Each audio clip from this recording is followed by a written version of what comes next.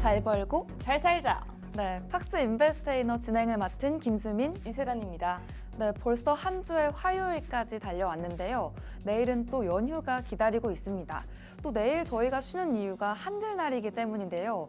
다른 날도 아니고 한글날을 또 맞이하게 되었으니까 오늘 우리 세란 씨에게 내일 한글날에 뭐 하실 예정인지 한번 물어보고 싶습니다. 네, 여러분이 믿으실지는 모르겠지만 한글날을 맞아서 서예를 또 한번 해볼까 생각을 하고요. 네. 아마도 또 어렵겠죠. 어려우면 일기라도 쓰면서 한글을 조금 써보는 시간 네. 가져볼까 합니다. 우리 수민 씨는 내일 뭐 하실 거예요? 저는 일단 어제 광화문 광장에 가서 세종대왕님을 직접 만나 뵙고 왔어요. 네. 근데 또 세종대왕님을 뵈니까 제가 그간 써왔던 줄임말들이 또 스쳐 지나가더라고요. 아무래도 제 한글 사용 생활 습관에 대해서 조금 반성하는 계기가 되지 않았나 싶은데 오늘과 내일만큼은 이 한글을 좀 더 바르게 사용을 해봐야겠다. 줄임말만큼이라도 줄여봐야겠다 이런 생각이 들었습니다. 어떻게 세란 씨도 함께 하시겠어요? 네, 우리가 술자리에서도 막 오늘 하루만큼은 영어 안 쓰기, 막 네. 훈민정음 게임 하잖아요. 네. 내일만큼은 우리 옆에 계신 분과 함께 하면서 영어 말하면 뭐 한 대 맞기 네.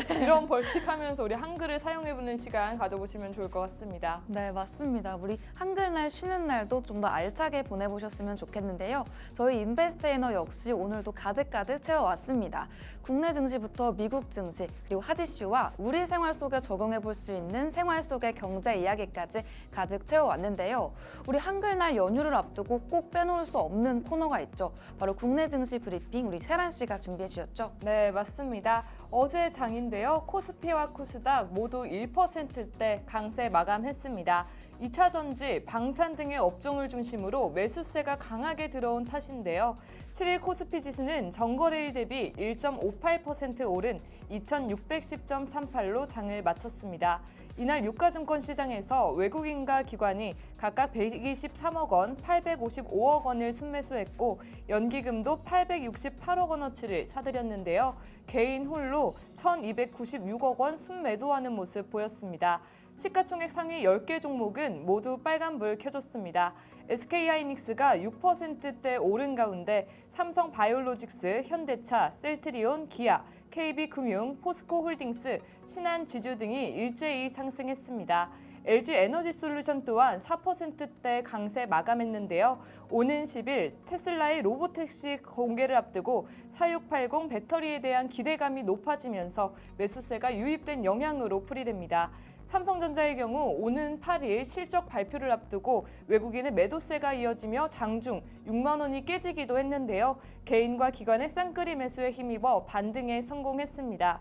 LIG 넥스원, 현대로템, 하나에어로스페이스, 한국항공우주 등 방산주도 급등했던 하루였는데요. 이란과 이스라엘의 지정학적 갈등이 지속되고 있는 가운데 폴란드 등 국내 방산기업들의 수출 호조가 지속된 영향으로 보입니다. 코스닥 지수 살펴보겠습니다. 코스닥 지수도 이날 1.56% 오른 781.01로 장을 마쳤습니다. 코스닥 시장에서도 외국인과 기관이 각각 762억 원, 100억 원 순매수하며 지수 상승을 이끌었는데요.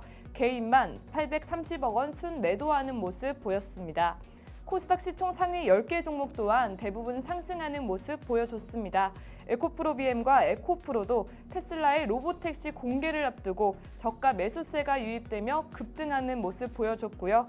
이외에도 알테오젠, 엔캠, 클래시스, 휴젤, 리노공업 등이 상승했습니다. 반면 HLB와 삼청당제약은 하락 마감했습니다. 어제 국내장은 대부분의 종목들이 상승해주는 기분 좋은 하루였는데요. 오늘은 삼성전자의 3분기 실적 발표가 나오는 날입니다. 반도체 부문 실적이 HBM 시장에서 앞서고 있는 SK하이닉스보다 낮을 수도 있다는 우려도 나오고 있는 만큼 오늘 장도 저희와 함께 하시면서 우리 삼성전자의 실적까지 꼭 챙겨보시기 바랍니다. 이렇게 국내장 브리핑 마무리해보고요. 바로 이어서 간밤의 미국장 브리핑 어땠나요? 네, 간밤 뉴욕 증시 브리핑도 준비를 했습니다. 먼저 3대 지수부터 볼 텐데요. 다우존스 지수는 0.94% 하락하면서 41,954.24에 마감을 했습니다. S&P 500 지수 역시 0.96% 내리면서 5,695.94로 장을 마쳤습니다. 나스닥 지수도 1.18% 하락하면서 17,923.90으로 장을 마감했습니다. 이 오늘의 뉴욕 증시는 나란히 파란불을 켜면서 다소 아쉬운 모습을 보여줬었는데요. 오늘 국채금리 급등과 중동의 불안한 정세로 인해서 일제히 하락하는 모습을 보여줬습니다. 주요 요인은 미국 국채금리의 급등과 중동의 불안한 정세를 꼽을 수가 있겠는데요. 지난 9월 고용보고서가 예상보다 훨씬 좋은 수치를 기록했던 만큼 이 금리 인하 기대감이 약화되는 모습을 보여줬는데 이에 따라서 국채금리가 급등하는 모습으로 이어졌습니다. 특히 10년 만기 국채금리가 2달 만에 다시 4%대를 넘어섰는데요. 더불어 이스라엘과 이란 간의 긴장감이 최고조에 달하게 되면서 국제 유가까지 최고치를 찍었습니다. WTI 가격은 3.97% 상승하면서 배럴당 77.31달러의 거래를 마쳤는데요. 브렌트유는 3.96% 상승하면서 81.09달러를 기록했습니다. 유가 상승이 물가 반등에 대한 우려를 자극하게 되면서 투자자들의 심리를 위축시키는 경향성이 드러났는데요. 기술주들의 움직임까지 보면 엔비디아는 2.24% 상승하면서 하락장 속에서도 돋보이는 모습을 보여줬습니다. 최신 AI 칩에 대한 견조한 수요 기대감 덕분이라고 풀이가 됐는데 이 외에도 AI 반도체 관련주들이 대체로 강세를 보여줬습니다. 하지만 그럼에도 애플과 아마존, 메타 등 대형 기술주는 전반적으로 약세를 보여줬던 하루였습니다. 이러한 부분들이 나스닥에도 영향을 미친 모습이었는데요. 전반적으로 아쉬웠던 미국 증시 모습을 보여줬던 만큼 연휴 이후로는 조금 더 나아지는 모습을 보여주길 바라보면서 오늘의 뉴욕 증시 브리핑도 간단하게 마감을 해보도록 하겠습니다. 이렇게 국내 증시부터 뉴욕 증시까지 우리 시장 상황을 알아봤다면 우리 시장에 큰 영향을 주고 있는 핫이슈들도 알아보면 좋을 것 같은데요. 오늘은 또 어떤 뜨거운 핫이슈가 준비되어 있을까요? 네, 오늘 세란 버핏의 핫 이슈 쿠팡의 반전입니다. 제가 핫 이슈에서 정말 쿠팡 많이 다뤘거든요. 네. 공정위와의 대립도 다루고 쿠팡의 월 멤버십 가격 인상까지 다뤘는데 우리 수미 씨 혹시 네. 어떤 이슈가 가장 기억에 남으시나요? 저는 아무래도 실제 쿠팡의 사용자이다 보니까 이 쿠팡의 인상 소식이 가장 크게 다가왔던 것 같습니다. 네, 맞습니다. 쿠팡이 지난 8월 초 와우 멤버십 가입비를 기존 대비 58% 상승한다라는 소식에 우리 유통업계에서는 쿠팡 멤버십 가입 폐지를 뜻하는 탈쿠팡 현상이 일어날 것이다라는 관측을 내놓았습니다. 그때 쿠팡의 경쟁사들은 너도 나도 할 거 없이 쿠팡의 이탈 고객을 잡으려는 혜택들을 마구마구 내놓았는데요. 특히 G마켓과 옥션은 신규 가입 고객에게는 배송비 환급을, 기존 회원에게는 10% 캐시백이라는 혜택을 제공했습니다. 뿐만 아니라 연회비까지 기존 3만 원에서 4,900원으로 80% 이상 파격 할인했습니다. 네, 수민 씨도 와우 회원이라고 하시니까 네. 그러면 탈쿠팡 하셨나요? 전 탈쿠팡 하지 못하고 현재까지도 쿠팡을 계속 이용하고 있는데 네. 사실 쿠팡을 대체하기가 어렵다 이런 생각도 어. 드는 것 같습니다.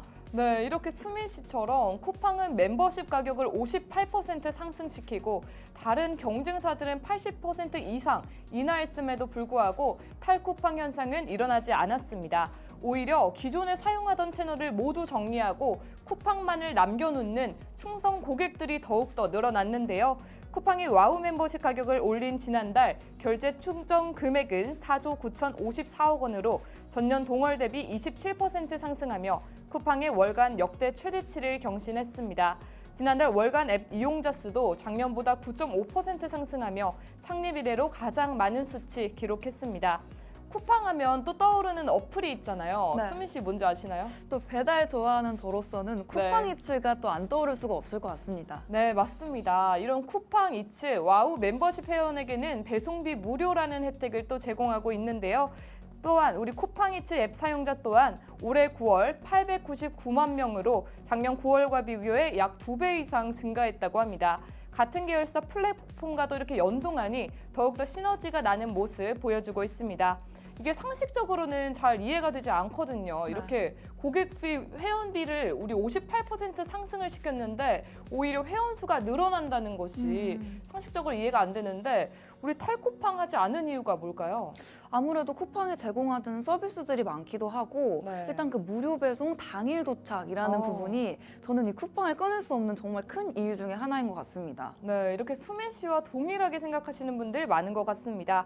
고객 입장에서는 지불하는 구독료보다 받는 혜택이 더 크다면 굳이 서비스를 해지할 이유가 없다라는 입장인데요. 와우 멤버십은 로켓 배송, 무료 반품, 무료 배달 등 다양한 서비스를 제공하고 있습니다. 앞서 쿠팡이 통계청 한국물류협회 통계를 고려해 추산한 와우 회원의 월 평균 비용 절감 혜택은 약 8만 원으로 가격 인상 후인 멤버십 가격 한 달 789원과 비교해도 월 요금의 10배 넘는 이득을 기대할 수 있다고 합니다.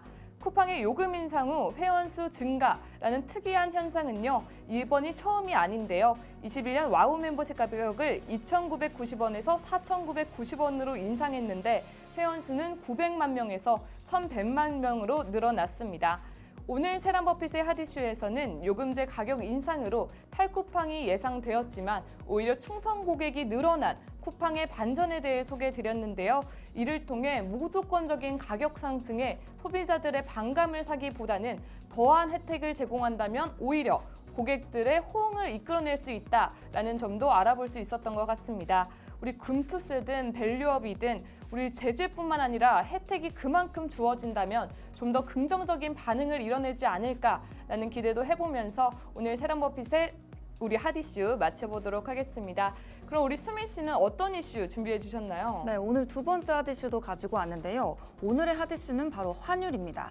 오늘의 핫이슈가 환율인 이유가 바로 강달러 그리고 미국 경제의 견조한 흐름 덕분인데요. 설한 씨, 네. 최근에 달러가 급등했다는 거 알고 계셨나요? 네, 저는 이런 환익 차익 이런 거를 네. 아직 해보진 않았지만 네. 요즘 환율이 아주 급등했다는 소식은 매일 듣는 것 같습니다. 네, 맞습니다. 최근에 가장 커다란 이슈 중에 하나가 아닐까 싶은데 최근 원달러 환율이 10원 넘게 급등을 했기 때문에 투자자들의 이목이 쏠리고 있는 상황입니다. 미국 경제가 예상보다 더 견조한 모습을 보여줬고 이에 따라서 달러화도 강세를 나타낸 건데요. 동시에 중동 지역의 전운 고조로 인해서 안전자산에 대한 수요도 급증을 했습니다. 이러한 상황들이 합쳐지면서 환율 상승을 가속화하고 있는 것으로 풀이가 되고 있는 상황인데요. 설한 씨, 이 중요한 발표가 9월에 하나 있었는데 혹시 네. 무엇인지 아시나요? 그 9월에 미국 노동지표 고용지표 오, 그거 아닌가요? 정답입니다. 우리 9월에 고용지표 발표가 있었죠. 이 고용지표가 발표가 되게 되면서 달러 강세에도 영향을 크게 미쳤습니다. 미국의 고용시장이 예상보다 강하게 개선되는 모습을 보였다. 이런 풀이들이 계속되고 있었는데 이런 흐름이 계속되자 연준이 11월에 B컷을 단행할 가능성이 낮아진 겁니다. 그 결과 미국 국채 금리가 소폭 상승하는 모습을 함께 보여줬는데요. 미국 10년물 국채 금리가 전날 대비 0.013%포인트 상승하는 모습을 보이면서 달러화 수요도 더욱더 커지게 됐습니다. 이로 인해서 원달러 환율까지도 함께 상승을 한 건데 7일 서울 외환시장에서 원달러 환율이 전 거래일보다 13원 올랐습니다. 장중 한때 1,349원을 넘어서는 모습까지 보여줬는데요. 이렇게 급격하게 환율이 상승하는 모습이 미국 경제의 견조함을 더욱더 확인시켜주는 것 같습니다. 더불어 중동 지역의 불안까지 겹치게 되면서 시장의 안전자산 선호 현상이 더욱더 견조해지고 있는데요. 이러한 상황 속에서 이 달러화를 더욱더 부추기는 결정적인 사건이 있죠. 설한 씨 혹시 무엇인지 아시나요? 요즘 정말 안타까운 소식이지만 중동 전쟁 아닐까요? 네, 맞습니다. 특히 중동 지역의 전운이 전해지게 되면서 달러화 강세를 더욱더 부추기고 있는 상황인데요. 이스라엘과 이란과의 이 긴장 고조가 안전자산인 달러로의 관심을 이끌고 있는 상황입니다. 이에 따라서 글로벌 금융시장에서도 불안 요소들이 지속되고 있는데요. 이러한 상황에서 안전한 자산으로 분류되는 이 달러가 강세를 계속해서 보여주면서 이 환율 상승이 더욱더 가속화되는 모습입니다. 하지만 환율이 1,350원을 넘지는 않았는데 이 1,350원을 넘지 않은 이유가 수출업체들의 내고 물량이 나왔기 때문인데요. 일시적으로 달러 강세를 억제하는 효과가 있었습니다. 이로 인해서 환율은 어느 정도의 안정세를 가져갔지만 중동 지역 불안과 미국 경제 지표 향방에 따라서 다시 큰 변동이 있을 가능성도 높아지고 있는 상황입니다. 전반적으로 이번 원달러 환율의 급등이라는 게 미국 경제의 탄탄한 흐름, 그리고 중동 지역의 불안정한 정세와 안전자산에 대한 수요 증가, 이렇게 세 가지를 원인으로 뽑아볼 수가 있을 것 같은데요. 앞으로 미국의 금리 인하 기대감과 더불어서 중동 시장이 어떻게 전개되느냐에 따라서 환율과 금융시장의 변동성 또한 계속해서 바뀔 수 있다. 이런 부분들을 오늘의 핫이슈 시간에 전달해 드리려고 합니다. 아무래도 이런 변동성이 앞으로도 이어질 것으로 보이기 때문에 우리 시청자 여러분들도 이런 변동성에 대비를 하시면서 시장 상황 지켜보시면 좋을 것 같습니다. 그러면 이렇게 핫 이슈, 우리 시장을 뜨겁게 달궈줬던 이슈들을 알아봤다면 이제는 우리 생활 속에 적용해 볼 수 있는 이야기들을 해보면 좋을 것 같은데요. 철한 씨, 오늘은 또 어떤 생활 속 이야기가 준비되어 있을까요? 네, 이번 코너는 우리 일상에 꼭 필요한 우리 정보들, 속속들이 쉽게 전달해드리는 시간이죠. 생활 속의 경제 이야기 시간입니다. 오늘도 경제와 관련된 생소하지만 재밌는 용어들 가지고 왔습니다. 첫 번째 용어는 인포데믹입니다. 우리 수미 씨, 인포데믹 들어보셨나요? 인포데믹이라고 하니까 뭔가 전염병 이런 느낌이 생각나기도 하는데 네. 인포데믹은 또 처음 들어보는 것 같아요. 거의 다 맞췄습니다. 네. 인포데믹, 인포메이션, 정보와 우리 에피데믹, 유행병의 합성어로요. 흡사 우리 잘못된 정보가 미디어나 인터넷 등의 매체를 통해 급속도로 퍼져나가는 모습이 마치 전염병과 같다라고 해서 붙여진 용어입니다. 아무래도 요즘은 정말 누구나 정보를 제공할 수 있고 받을 수 있는 환경이다 보니까 아무래도 이 인포데믹이라는 개념이 좀 더 무섭게 다가오는 것 같습니다. 네. 우리나라에서는 이런 사례가 어떤 게 있었나요? 네, 우리나라에서는요, 2003년에서 2004년 조류 인플루엔자가 유행할 때 닭이나 달걀을 먹으면 감염된다라는 잘못된 정보가 퍼졌었는데요. 이때 양계 농가가 큰 피해를 입기도 했습니다. 누군가가 주가를 조작하려고 흘린 정보를 고지고대로 믿었다가는 큰 손실을 입을 수도 있잖아요. 꼭 어떤 정보를 통해 매매를 하실 때는 그 정보가 확실한지 한 번 더 확인하는 습관 가져보시는 게 좋겠습니다. 네, 맞습니다. 저희가 인포데믹에 당하지 않으려면 한 번, 두 번 체크하는 습관 가져가면 좋겠다는 말씀을 드리면서 다음 단어도 알아봐야 할 텐데요. 저는 정말 많이 들어봤지만 막상 설명하자면 어려운 단어, 제로섬 게임을 가지고 왔습니다. 이는 승자의 득점, 그리고 패자의 실점을 합하면 제로가 되는 게임을 의미를 하는데요. 누군가에게 이익이 있으면 또 누군가에게는 그만큼의 손해가 반드시 발생함을 의미를 한다고 합니다. 네, 앞서 우리 인포데믹을 통해 어떤 사람이 주가를 올려서 팔아버려서 우리가 이익을 받게 된다면 그 높이에서 물린 사람은 손실을 보잖아요. 네. 우리 주식시장 자체가 누군가 매도를 하려면 매수를 하는 사람이 꼭 있어야 되기 때문에 이 또한 우리 제로섬 게임이 아닌가 이런 생각이 듭니다. 네, 맞습니다. 우리 주식시장이 제로섬 게임이다 이렇게 생각하니까 조금 무섭게 다가오는 것 같기도 한데요. 그렇다면 이 제로섬 게임과 달리 승패합이 0이 아닌 것은 무엇이라고 할까요? 간단하게 생각해보자면 논 제로섬 게임이 아닐까요? 오, 맞습니다. 약간 비틀어서 생각해서 오히려 정답을 맞추신 것 같은데 이 제로섬 게임이라는 게 승자가 득점을 하면 패자는 실점을 하는 구조이기 때문에 경쟁이 조금 과열되는 경향이 있을 수 있는데요. 앞서서 말씀드린 논제로섬 게임의 경우에는 참여자 간의 대립과 협력이 함께 나타날 수 있다. 이런 장점을 가지고 있다고 합니다. 네, 저도 얼마 전에 한미와 한중 관계는 제로섬이 아니다라는 기사를 보기도 했는데요. 이 제로섬 게임이 경제뿐만 아니라 우리 사회나 정치, 외교 등에서 다양하게 활용되고 있는 단어여서 좀 더 유용하게 활용할 수 있을 것 같습니다. 마지막 경제 용어는 정말 생소한 단어 가지고 왔는데요. 알키미스트 프로젝트입니다. 수민 씨 혹시 들어보셨나요?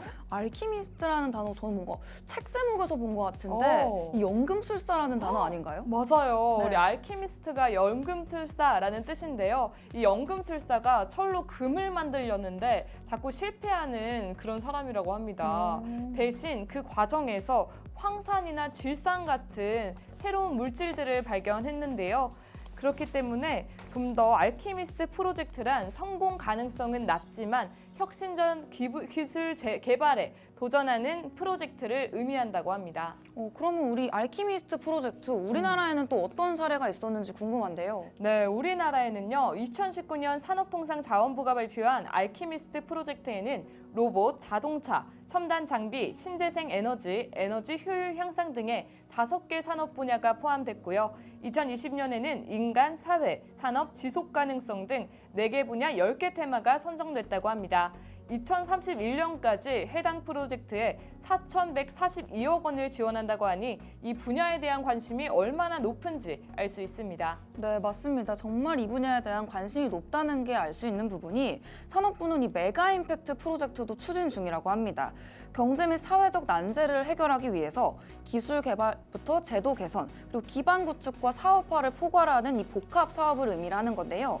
정부가 추진하는 방향을 보게 되면 어떤 분야를 주목하고 있는가 이런 방향성과 흐름들까지 가져가 볼 수가 있는 것 같은데 투자를 하실 때 이런 정보들까지 가져가신다면 아무래도 우리 투자가 좀 더 현명한 방향으로 흘러갈 수 있지 않을까 이런 생각이 드는 것 같습니다. 네, 좋습니다. 이렇게 오늘은 생소하지만 알아두면 도움이 되는 경제 용어 3가지 소개드렸는데요. 인포데믹, 제로섬 게임, 그리고 알키미스트 프로젝트까지 어떠셨나요? 유익하셨나요? 이렇게 가랑비에 옷 젖는 줄 모르듯이 하루에 3-4개씩 단어만 알게 된다면 어느새 경제 박사가 되어 있는 여러분을 확인하실 수 있는데요. 조금 더 빨리 경제 박사가 되실 수 있도록 저희가 마련해둔 공간이 있죠. 네, 맞습니다. 정말 가랑비에 옷 젖듯이 공부를 해야 된다. 이렇게 세란 씨가 말씀을 해주셨는데 바로 거기에 최적화된 공간이 팍스 통신망이다. 이렇게 보시면 좋을 것 같습니다.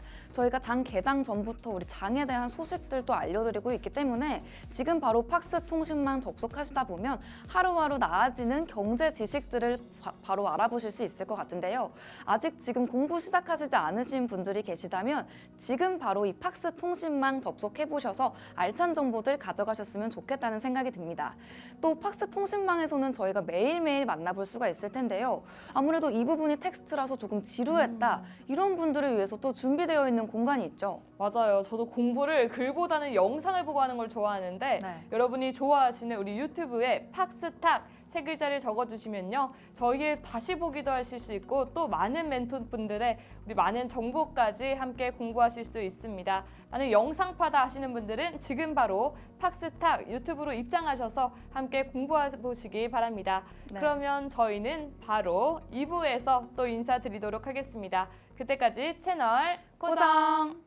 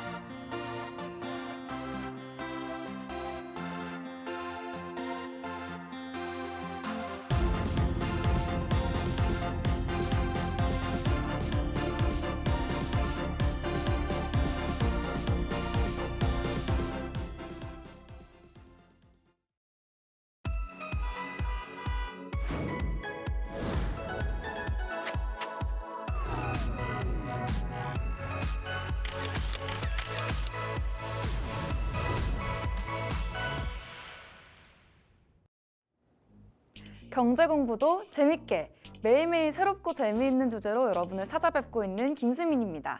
오늘도 어김없이 수민이 시간이 찾아왔는데요. 우리가 기사에서 봤던 단어들, 조금 어렵게 느껴졌던 내용들이 있다면 오늘 이 수민이 시간에 재미있게 설명해보면서 함께 알아가보면 좋을 것 같다는 생각이 드는데요. 바로 수MC의 민감한 경제 이야기 시간에 오늘은 연착륙이라는 단어에 대해서 함께 이야기를 해보려고 합니다. 최근에 미국의 연착륙 가능성에 대한 시사점이 많이 나오고 있기 때문에 이 기사에서 연착륙 이런 단어를 많이 들어보셨을 것 같은데요. 사실 우리가 이 연착륙이 갖는 의미에 대해서는 알고 있을 수도 있지만 그 단어가 정확하게 무엇을 의미하는지는 알고 있지 않으신 분들이 많을 것 같습니다. 아무래도 뉴스에서 종종 나오는 단어이기 때문에 미국이 조금씩 안정이 되고 있나 보다 이런 식으로 생각을 하신 분들도 많으실 것 같은데요. 이 연착륙이라는 게 간단히 말을 하자면 경제가 큰 큰 문제 없이 부드럽게 안착하는 것을 의미를 합니다. 연착륙이라는 단어에서도 엿볼 수가 있듯이 이 비행기가 정말 부드럽게 착륙을 하다 보면 충돌이 없이 안정감 있게 착륙을 할 수가 있게 되는데요. 그런 의미에서 이 연착륙이라는 단어 오늘 수민이 시간에 자세하게 알아보려고 합니다. 자, 그럼 본격적으로 이 연착륙이 어떤 의미를 가지는지 알아봐야 할 텐데 이 연착륙이라는 말이 경제에서 경기 침체나 위기가 없이 천천히 안정되는 것을 의미를 합니다. 경제가 너무 뜨거워지게 되면 물가가 정말 빠르게 올라갈 수가 있고요. 사람들이 물건을 많이 사게 되면서 돈의 가치는 떨어지게 될 수가 있습니다. 이를 인플레이션이라고 하는데요. 이 나라의 중앙은행, 미국에서는 이때 연준이 이 인플레이션을 막기 위해서 금리를 올리게 되는데요. 문제는 금리를 한 번에 너무 많이 올리게 되었을 때 경제가 갑자기 식어버릴 수가 있습니다. 이런 상황들이 벌어지게 되면 사람들이 돈을 안 쓰게 되고요. 그에 따라서 경기 또한 나빠질 수가 있습니다. 연착륙은 말 그대로 이 과정에서 이 경제가 부드럽게 안정될 수 있도록 한번 눌러주는 과정이다. 이렇게 이해를 해보시면 좋을 것 같은데 금리는 적절히 올리면서도 경제는 부드럽게 착륙을 할 수 있도록 도와주는 과정을 의미한다고 합니다. 마치 우리가 이런 달리는 차를 운전하고 있을 때 브레이크를 서서히 밟으면서 안정적으로 설 수 있도록 도와주는 것과 같다. 이렇게 이해해 보시면 쉽고 재미있을 것 같은데요. 그렇다면 이 연착륙, 미국이 연착륙을 하려는 이유는 무엇일지도 궁금한 것 같습니다. 이 미국에서 연착륙 이야기가 왜 많이 나오는가 하면 최근 몇 년 동안 물가가 너무 많이 올랐기 때문입니다. 여러분들도 아시겠지만 우리가 코로나 팬데믹을 지나오면서 물가가 정말 많이 올랐는데요. 메가 인플레이션이다 이런 단어도 우리 기사에서 많이 볼 수 있었던 만큼 인플레이션이 정말 심각한 상황에 이르렀다 이런 평가들이 이어지고 있습니다. 아무래도 이 코로나 팬데믹 때문에 사람들이 집에 머무는 시간이 늘어나면서 소비는 줄어들었는데요. 그런데 이 코로나 이후에 경제가 다시 살아나면서 사람들이 엄청나게 소비를 하기 시작한 겁니다. 그래서 물건값은 많이 오르게 됐고 그에 따라서 이렇게 인플레이션도 심화가 되게 됐는데요. 이를 잡기 위해서 미국의 연준이 빠르게 금리를 올리고 있는 상황입니다. 이 과정에서 경기 침체가 오지 않도록 노력을 하기 위해서는 연착륙이 정말 중요해지는 시점에 있는 건데요. 금리를 너무 많이 빠르게 올리게 되면 사람들이 돈을 아끼고 정말 경제 소비를 하지 않기 때문에 경제 또한 악화되는 상황이 있을 수가 있습니다. 연준은 이러한 이유로 인플레이션을 억제를 하면서도 이 경제 성장은 유지할 수 있도록 이 두 가지 기조를 가져가면서 연착륙을 계속해서 이어가고 있는 건데요. 아무래도 이것들이 미국이 연착륙을 이어가려고 하는 이유다. 이렇게 정리를 해볼 수가 있을 것 같습니다. 그렇다면 연착륙을 성공하면 어떨지, 실패하면 어떨지 그 시나리오에 대해서도 함께 이야기해보면 좋을 것 같은데요. 그렇다면 연착륙이 성공을 했을 때 그때의 시나리오는 어떻게 될지 함께 보도록 하겠습니다.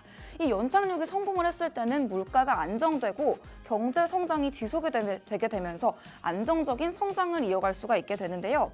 오늘은 세 가지 키워드를 가지고 와 봤습니다. 먼저 물가 안정입니다. 이 물가가 서서히 안정이 되게 되면서 더 이상 급격하게 오르지 않게 되는 건데요. 예전처럼 물가가 막 오르내리지 않게 되면 사람들이 물건을 살 때 부담이 덜하게 되겠고 그에 따라서 물가 안정도 성공적으로 이루어졌다. 이런 부분을 짚고 넘어갈 수 있을 것 같습니다.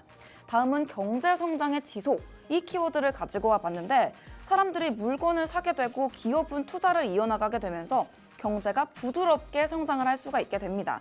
일자리도 계속해서 유지가 될 테고요. 그에 따라서 회사도 망하지 않고 계속 운영이 될 수 있기 때문에 다들 안정적인 삶을 이어갈 수 있다. 이상적인 시나리오가 펼쳐질 것이다. 이렇게 분석을 해볼 수가 있습니다. 마지막으로는 금리 인하 가능성을 가지고 왔는데 물가가 안정되게 되면 연준이 금리를 서서히 낮출 수 있는 가능성이 높아지게 됩니다. 그러면 이 대출을 받아서 집을 사거나 투자를 하는 것도 쉬워질 텐데요.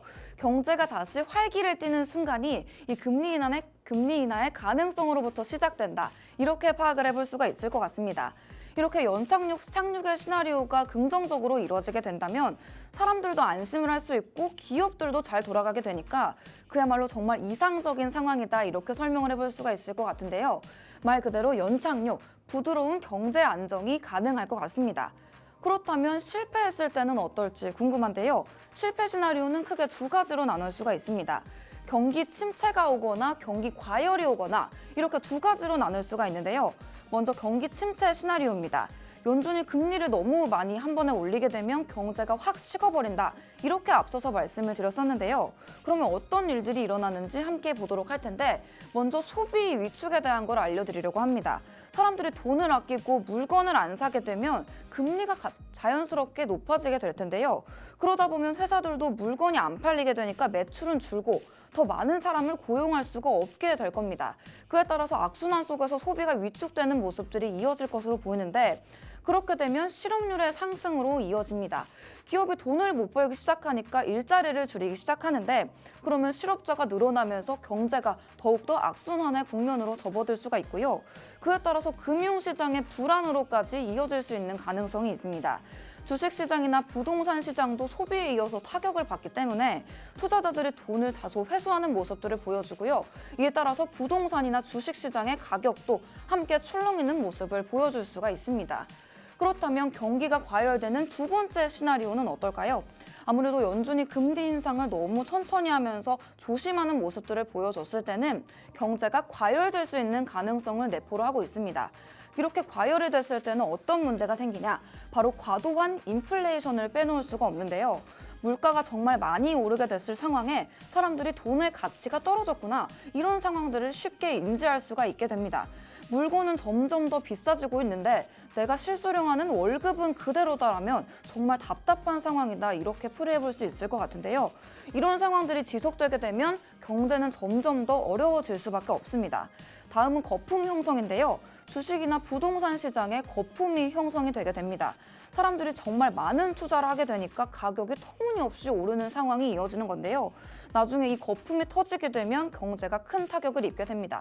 우리가 일전에 이 버블 경제에 대해서 또 이야기를 했었는데 AI 버블 같은 것들이 최근에 사회 이슈로 또 등장을 했었던 만큼 연착륙에서 경기 과열 시나리오가 이어지고 있는 것은 아닌가 이렇게 시장의 불안감들이 조성이 되기도 했었는데요. 이런 버블에 잘 대처를 하지 않으면 버블이 터졌을 때의 대피가 정말 어려워지기 때문에 이런 상황들을 미리 예측해보고 대처하는 습관을 길러보면 좋을 것 같다. 이런 생각도 드는 것 같습니다. 마지막으로는 사회적 불평등을 가지고 왔습니다. 이렇게 사회가 침체되고 경제가 안 좋아지게 되면 자연스럽게 사회적 불평등으로까지 이어지는 것이 악순환의 끝일 것 같은데요. 이 물가가 오르고 자산 가격이 폭등을 하게 되면 가진 사람들은 더욱더 부자가 되지만 없는 분들은 더 힘들어지는 상황이 반복될 수가 있습니다. 아무래도 양극화가 심해지는 것이 이 사회적 불평등의 양상이다. 이런 말씀을 드릴 수 있을 것 같은데 불평등이 심해지게 되면 경제적으로도 안 좋은 모습들, 불안정한 모습들이 이어질 수 있기 때문에 이러한 상황에서 돌파할 타개할 구멍을 찾지 못하게 된다면 계속해서 악순환 속에서 경기가 과열되고 최종적으로는 경기가 침체되는 상황까지 이어질 수 있다. 이런 말씀을 드리고 싶습니다. 그렇다면 이렇게 연착륙 실패 시나리오를 알아봤는데요. 이런 시나리오 상황들을 알아보니까 우리가 더욱더 이 연착륙을 위해서 힘을 써야겠다 이런 생각이 드는 것 같습니다. 이렇게 부드럽게 경제가 착륙하는 것을 실패했을 때 우리가 받는 영향도 정말 크다는 걸 알 수가 있었는데요. 그렇다면 이 연착륙을 어떻게 할 수 있을까? 이 부분도 짚고 넘어가 보면 좋을 것 같습니다. 어떻게 하면 이 연착륙 성공시킬 수 있을까요? 가장 중요한 건 균형입니다. 제가 이 자전거 사진을 가지고 왔는데 우리가 보조바퀴 없는 자전거를 탈 때 균형이 정말 중요하다는 거 이 자전거 타보신 분들이라면 아실 것 같은데요. 이 연착륙의 방법에서도 이 균형이 가장 중요한 키워드로 꼽히고 있습니다. 연준이 금리를 적절하게 조절을 해가면서 너무 과하게도 약하게도 하지 않고 경제를 안정시키는 것, 이 균형이 가장 연착륙에서 중요한 요소라고 꼽히고 있는데요. 여러분도 이 자전거를 탈 때 우리가 속도를 적당히 유지해야 넘어지지 않는 것처럼 경제도 너무 빠르지도 느리지도 않은 속도를 유지하면서 안정적으로 착륙을 할 수 있도록 도와줘야 한다. 이런 부분들을 이 자전거 사진으로 기억해 보시면 좋을 것 같습니다. 아무래도 우리 수많은 전문가들이 연착륙을 위해서 우리 경제의 안정을 위해서 노력하고 있는 상황이지만 사실 이 균형을 잡는다는 게 우리 일상에서도 경제에서도 가장 어려운 부분인 것 같은데요. 이 과정이 그만큼이나 쉽지 않게 느껴지고 있는 만큼 세상의 많은 변수들에도 우리가 주목을 해봐야 될 것 같습니다. 우리 세상에 있는 많은 변수들이 경제에 영향을 주고 있기 때문에 예기치 못한 일들이 많이 발생할 수가 있을 텐데요. 그래서 이 경제라는 게 긴 시간 동안 꾸준히 관찰을 해봐야 하는 분야가 아닌가 싶습니다. 아무래도 이 경제에는 변수가 정말 많고 균형의 역할도 중요하기 때문에 전문가들이 모여서 긴 시간 관찰을 해 나가면서 앞으로 이 연착륙이 원활하게 수행이 될 수 있도록 우리 시장에도 좋은 영향을 줄 수 있도록 우리 시장이 긍정적인 영향 볼 수 있도록 이 연착륙에 대한 시사점을 함께 알아가 보면 좋을 것 같다. 이런 생각이 드는 것 같습니다. 오늘 이 시간 이 자전거를 통해서 연착륙에 대해서 설명을 드리면서 균형이 정말 중요하다 이런 말씀을 드렸었는데요. 우리 세란 씨, 네. 이 연착륙이라는 단어가 우리 기사에서도 정말 많이 나오고 있는데 오늘 이 시간 함께 해보시니까 이 연착륙 조금 알겠다는 생각이 드시나요? 네, 그냥 저는 연착륙하면 네. 말씀하신 것처럼 자연스럽게 부드럽게 그냥 착륙한다 해서 경제를 그냥 그렇게 하는 건가 했는데 네. 이 막 인플레이션도 막으면서 물가는 좀 안정시키는 이런 네. 거구나 좀 더 자세하게 알게 되었습니다. 네, 맞습니다. 우리 연착륙이라는 단어만 들으면 이렇게 어려운 일인가 싶을 수도 있는데 정말 자세히 뜯어보고 나니까 이 경제를 안정시키는 게 정말 어렵다 이런 생각이 들었던 것 같은데요. 오늘 이 수민이 시간에는 연착륙이 무엇인지 그리고 만약 성공하면 경제가 어떻게 될지 그리고 실패하면 경제가 어떻게 될지를 알아보면서 이 연착륙이 가지고 있는 중요성에 대해서 알아보는 시간이었던 것 같습니다. 이 연착륙뿐만 아니라 우리가 살아가고 있는 이 경제 시장이라는 게 균형을 맞춰야 하는 자전거와도 같다는 말씀을 드리고 싶은데요. 앞으로도 우리 시장이 균형을 맞춰가면서 조금 더 안정적으로 착륙해 나갈 수 있도록 저희 인베스테이너 시간과 계속해서 함께 해보시면 좋을 것 같습니다. 앞으로 이 연착륙이 성공할지 실패할지 저희 수민이 시간과 함께 지켜보시면 좋겠고요. 저희는 잠시 뒤에 세란 씨의 재미있는 퀴즈 타임에서 만나 뵙도록 하겠습니다. 저희는 퀴즈 타임에서 만나요.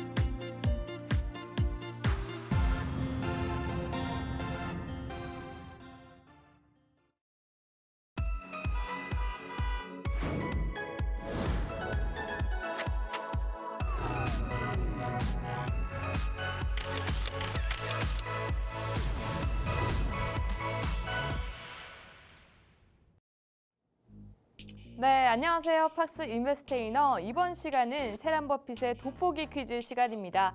정말 따끈따끈한 하디슈를 쉽고 재미있게 정리해서 전달드리는 시간이죠. 오늘 세란 버핏의 하디슈에서는 기억나시나요? 오늘 쿠팡의 탈쿠팡 우려에도 불구하고 정말 충성 고객을 오히려 더 많이 모았던 쿠팡의 이야기 드렸는데요. 우리 요금제 인상을 시도했지만 더 많은 혜택을 드리면서 충성 고객을 확보한 우리 쿠팡에 대한 이야기 드렸습니다. 또한 앞서 잠깐 소개해드렸지만 이러한 충성 고객들 덕분에 쿠팡 이츠 또한 올해 이용자 수 900만 명을 눈앞에 두고 있는데요. 요즘 이 배달 플랫폼을 둘러싼 다양한 논란과 이야기가 있잖아요. 오늘 세란 버핏의 돋보기 퀴즈에서는 배달 서비스부터 배달 플랫폼을 통한 다양한 이야기까지 나눠보도록 하겠습니다. 아무래도 경제방송인인 만큼 돈을 빼놓을 수가 없는데 돈을 벌 때는 그렇게 어렵지만 쓸 때는 너무 쉽잖아요. 근데 그렇게 쓰기 아까운 돈들이 있습니다. 바로 배달 팁도 그런 돈이 아닐까 싶은데요. 우리 제 옆에는 지금 쿠팡의 VIP로서 쿠팡을 대표하는 빨간색 옷을 입은 우리 VIP분 한 분 모셨거든요. 네. 우리 수민 씨에게 한번 질문 드려보겠습니다. 네. 수민 씨, 배달비 어느 정도까지 이렇게 약간 고려가 되세요? 또 요즘에는 또 트렌드가 좀 바뀐 게 제가 말 그대로 쿠팡의 충성 고객 중 하나다 또 이렇게 말해볼 수 있을 것 네. 같은 만큼 쿠팡 엣지에서는 이 배달비가 무료입니다. 그래서 이 배달비 저는 이제 안 내고 싶은데요. 배달비 배달비를 아예 내주고 싶지 않은 우리 네. 쿠팡의 VIP 분 모셨는데 네. 맞습니다. 그런 분들 때문에 더욱 무료 배달 서비스를 조금 더 많은 배달 플랫폼에서 활용하고 있잖아요. 네. 하지만 그러한 여파로 요즘 가장 논란이 된 하나의 이슈가 또 있습니다. 매장 가격과 우리 배달시킬 때 가격이 다르다는 바로 이중 가격제 논란인데요. 이 이야기에 대해서는 잠시 후에 자세히 알려드리고 잠시 배달에 대한 이야기 잠깐 나눌까 합니다.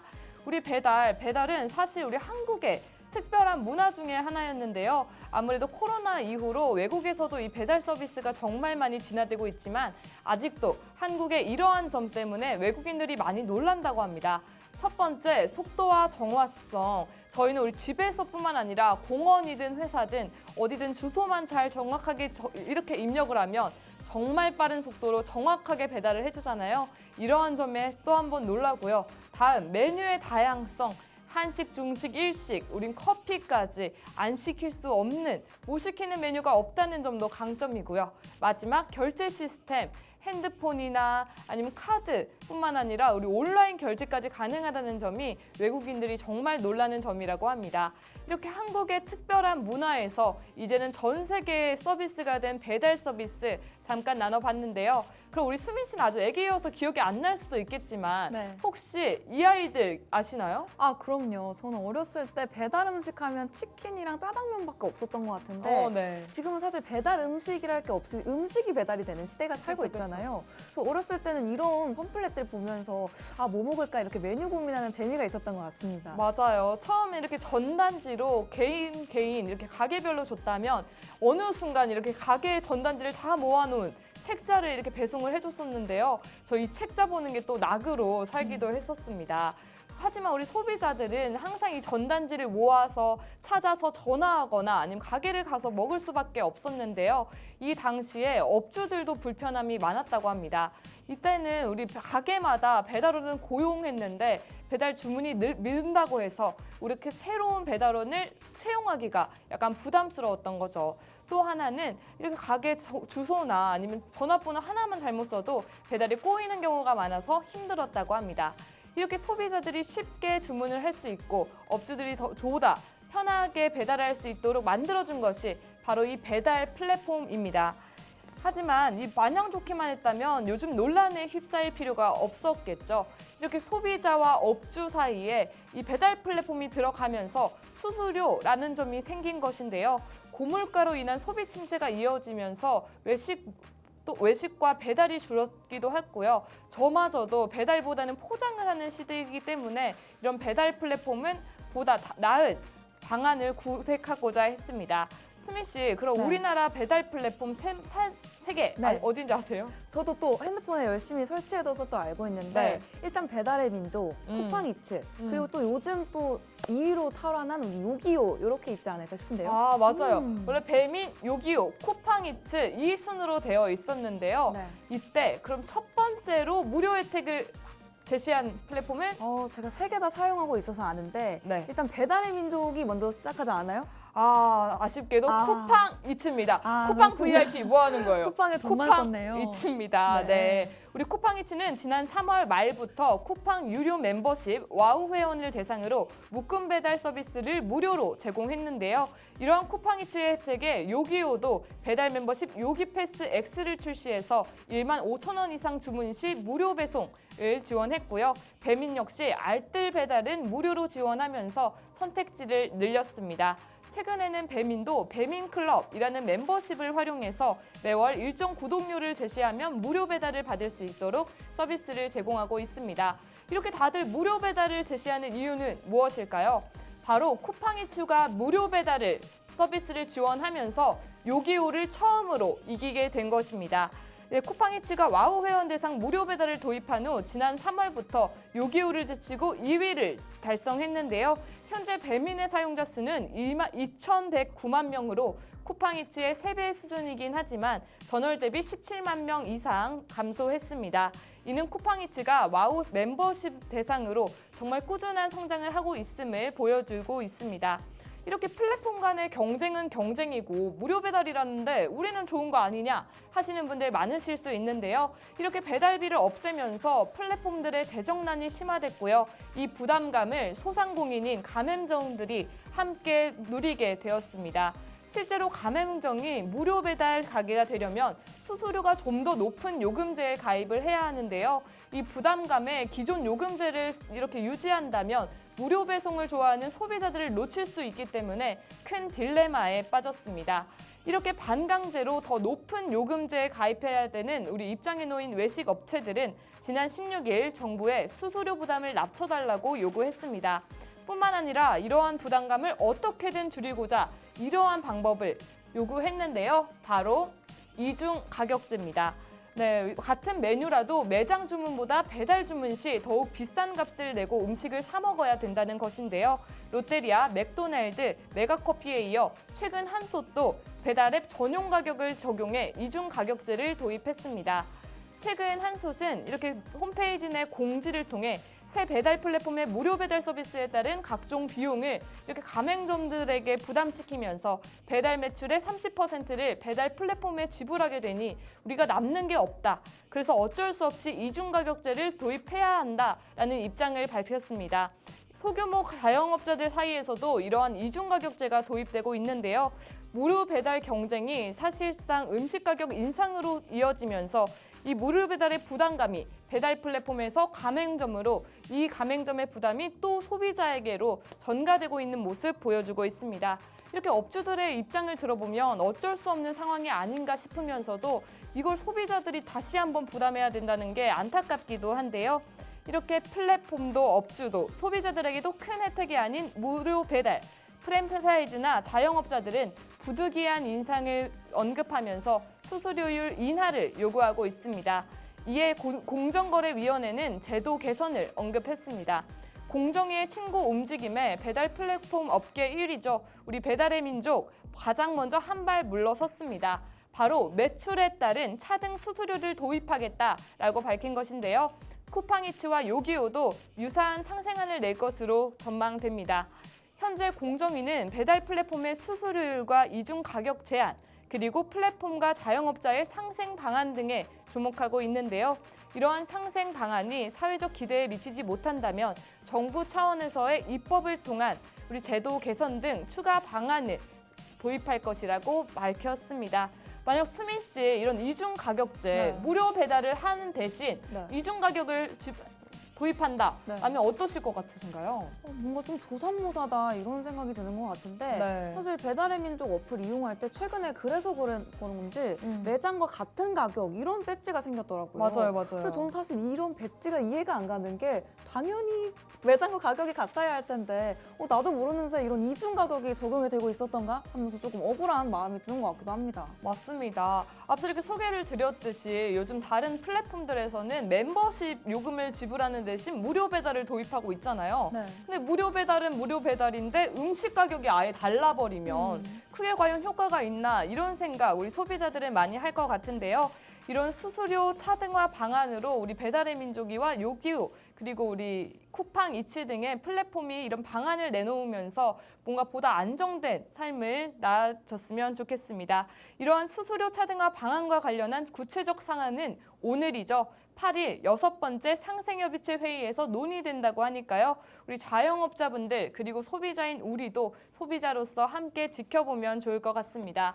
이렇게 맛있는 음식을 보다 편리하게 먹을 수 있는 우리 배달 서비스가 점점 진화하다 보니까 이런 배달 플랫폼의 수수료 문제로 인해서 요즘 또 이중가격제라는 새로운 문제까지 발견된 걸 함께 하셨는데요. 저 또한 소비자로서 이렇게 무료 배달 아니면 이중가격제 둘 다 약간 안타까운 현실인 것 같긴 합니다. 하지만 플랫폼 입장에서는 또 어쩔 수 없는 게 아닌가. 우리 자영업자도 어쩔 수 없는 게 아닌가 싶긴 한데 우리 수민 씨는 그럼 어떤 방안이 좋을 것 같으세요? 네, 아무래도 기업은 자신의 이익을 추구해야겠고 이 라이더 문제도 한 번 있었었잖아요. 네. 그렇다 보니까 이 균형을 잡는 게 여기 2부에서도 균형을 잡는 게 중요하겠다 이런 생각이 맞아요. 드는데 모두가 다 각자의 입장이 있는 만큼 그 중간에서 조율하는 역할인 이 공정거래위원회의 결정이 앞으로 좀 기다려지는 것 같습니다. 아무래도 배민이 조금 더 우리 소비자에게도 친화적일 수 있고 우리 가게에도 친화적일 수 있는 착한 기업이 됐으면 좋겠다 이런 생각이 드는 것 같습니다. 네, 저도 우리 플랫폼, 자영업자, 소비자 모두 다 상생하는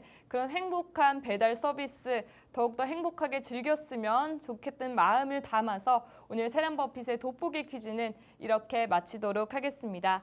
본 방송에서 제공하는 정보는 투자 판단에 대한 정보일 뿐 해당 종목의 가치 내 상승이나 하락을 보장하진 않습니다. 저희는 또 내일은 공휴일이잖아요. 내일 하루는 푹 쉬시고 다음 목요일 날 다시 아침에 인사드리도록 하겠습니다. 함께해 주신 여러분 감사합니다.